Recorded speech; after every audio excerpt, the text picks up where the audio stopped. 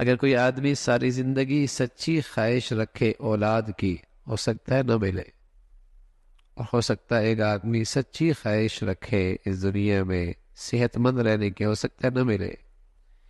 ایک آدمی ساری زندگی سچی خواہش رکھے خوشحال رہنے کی، ممکن ہے نہ ملے۔ کیوں؟ اس لیے کہ ان سچی خواہشات کے باوجود بھی اللہ رب العزت ان کا بدلہ کل آخرت میں ضرور عطا فرمائے۔ ان چیزوں کا بدلہ موجود ہے۔ دعائیں کرتا رہا اولاد نہیں ملی، دعائیں کرتا رہا صحت نہیں ملی، دعائیں کرتا رہا خوشحالی نہیں ملی، لیکن ان دعاؤں کی قبولیت کل موجود ہے، کل ضرور مل جائے گی۔ لیکن کوئی آدمی سچی طلب ہدایت کی رکھے، اللہ کا بننا چاہے، تو یہ دولت اس دنیا میں ملے گی، اس کے لیے کل میدان نہیں، یہ کل کا جہان میں یہ نہیں ملنا، ہدایت اسی دنیا میں ملنی، ہدایت اسی دنیا میں ملنی۔ لیکن طلب سچی ہو کہ میں نے اللہ کا بننا ہے، اولاد نہ ملی نا ساری زندگی، اس کا انعام کل مل جائے گا۔ خوشحالی نہ ملی ساری زندگی، اس کا انعام کل مل جائے گا۔ صحت نہ ملی ساری زندگی، اس کا انعام کل مل جائے گا۔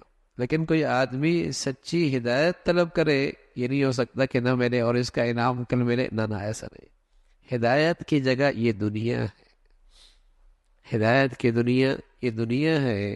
ہاں، طلب سچی ہونی چاہیے، ساری زندگی بیٹھا رہے دین کی ماحول میں لیکن اللہ کا بننا ہی نہیں چاہتا، ساری زندگی جسے کہیں کہ عبرت کے نقشے دیکھتا رہے لیکن ہدایت کی طلب ہی کوئی نہیں، تو نہیں ہدایت۔ دیکھو نا، اللہ کا کلام آنکھوں کے سامنے اتر رہا ہے، محمد الرسول اللہ صلی اللہ علیہ وسلم کی باکمال ذات کی اللہ نے اس کائنات میں ایسی باکمال ذات پیدا ہی نہیں فرمائی، انہیں اپنی آنکھوں سے دیکھ رہے، اور پھر ہدایت نہیں، پھر ہدایت نہیں۔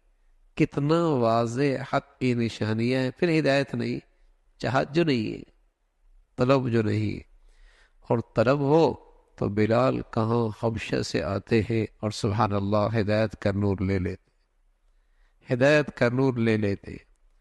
تو سچی طلب ہے تو فرمایا کہ جو شخص سچی طلب رکھتا ہے اسے ملتا ہے۔ اللہ لوگوں پہ ظلم نہیں کرتا، لیکن خود لوگ ہیں وہ اپنے آپ کو خود تباہ کرتے ہیں، خود تباہ کرتے ہیں، اور ہدایت کی سچی طلب نہیں رکھتے، ہدایت کی سچی نیت نہیں رکھتے، پھر ان پر اس کے نتائج بد زندگی میں دیکھتے ہیں۔ اللہ رب العزت ایمان بھی نصیب فرمائے، استقامت بھی نصیب فرمائے۔